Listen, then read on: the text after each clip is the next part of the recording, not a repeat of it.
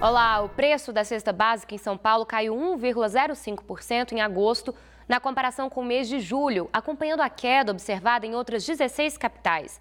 Mas no acumulado deste ano, houve aumento de cerca de 2% no conjunto dos alimentos considerados essenciais. De acordo com o levantamento do Diese, a capital paulista tem a cesta básica mais cara do país, custando em média R$ 432,82. A mais barata é a de Salvador, que sai em média por R$ 311,92. Com base na cesta mais cara, o Diese estima que o salário mínimo necessário para a manutenção de uma família de 4 pessoas deveria equivaler a R$ 3.636. Hoje, o salário mínimo nacional é de R$ 954. O Notícia SP volta em 1 hora.